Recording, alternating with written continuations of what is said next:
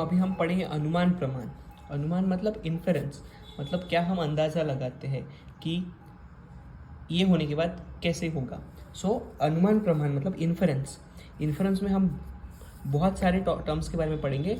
अनुमान प्रमाण में कुछ टर्मिनोलॉजी दी है जो यहाँ मेंशन्ड है, जो बहुत इंपॉर्टेंट है समझना। इसके बेस पे ही पूरा अनुमान प्रमाण हम एक्सप्लेन करते हैं।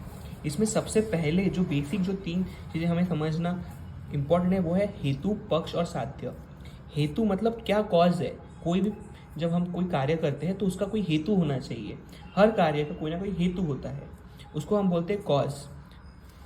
पक्ष, पक्ष मतलब उसका इम्प्लीमेंटेशन कौन से जगह पे हो रहा है, हमको वो काम कहाँ होते हुए दिख रहा है, उसका जो हेतु है वो कहाँ साध्य होते हुए दिख रहा है। साध्य मतलब प्रूफ, कहाँ पे प्रूफ होते हुए दिख रहा है, जो प्लेस जहाँ प्रूफ होते हुए दिख रहा है वो है पक्ष। और साध्य मतलब इनविजिबल ऑब्जेक्ट, मतलब जो हमें साध्य करना है, जो प्रूफ करना है वो है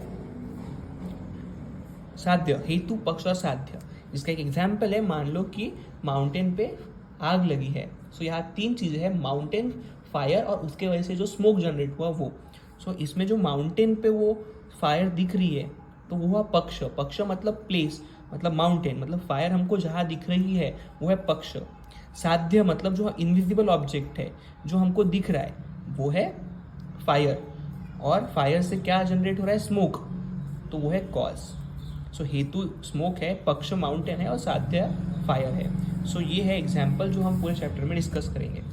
ये सारे टर्मिनोलॉजी समझना बहुत इंपॉर्टेंट है, जिसको हम एक फ्लो चार्ट से समझेंगे। ये सारे जो टर्म्स हैं इनको समझना बहुत इंपॉर्टेंट है, जिसके ऊपर हमारा पूरा अनुमान प्रमाण बेस्ड है। उसके लिए ये फ्लो चार्ट है जिसको आपको समझना है। ये वो फ्लो चार्ट है जिसमें मैं पहले आपको एक्सप्लेन कर देता हूँ, जिसमें ये साध्य, हेतु और पक्ष। साध्य जो है वो फायर है, हेतु जो है वो स्मोक है और पक्ष है माउंटेन। यही एग्जाम्पल को रिलेट करके हम पूरा अनुमान प्रमाण पढ़ेंगे। हेतु और साध्य के बीच में जो संबंध होता है उसको हम व्याप्ति बोलते हैं। व्याप्ति का जो एग्जाम्पल है वो है दृष्टांत। मतलब हेतु और साध्य का जो प्रैक्टिकल एप्लीकेशन जो हमें एग्जाम्पल के थ्रू मिलता है वो है दृष्टांत। हेतु और साध्य के बीच में जो संबंध है वो है व्याप्ति। पक्ष, हेतु, साध्य और पक्ष, ये एक ट्रायंगल है। पक्ष भी 2 टाइप का हो सकता है, सपक्ष और विपक्ष।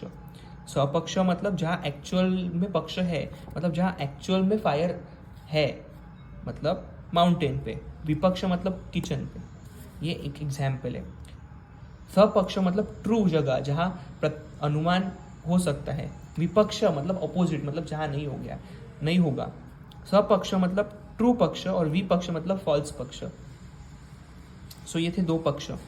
ये हो गया ट्रायंगल, हेतु, साध्य और पक्ष। पक्ष में भी 2, सपक्ष और विपक्ष। हेतु और साध्य के बीच में संबंध को व्याप्ति बोलते हैं। व्याप्ति का जो एग्जाम्पल है, हेतु और साध्य को प्रूव करने का जो एग्जाम्पल है वो है दृष्टांत। हेतु को लिंग भी बोलते हैं और साध्य को लिंगी। लिंग और लिंगी के बीच में जो संबंध होता है उसको हम बोलते हैं लिंग परामर्श।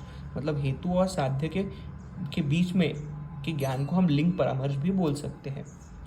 हेतु और पक्ष के बीच में जो संबंध है उसको हम बोलते हैं पक्षधर्मता। हेतु और पक्ष के बीच में जो संबंध है वो है पक्षधर्मता। साध्य और पक्ष के बीच में जो संबंध है उसको हम बोलते हैं अनुमिति।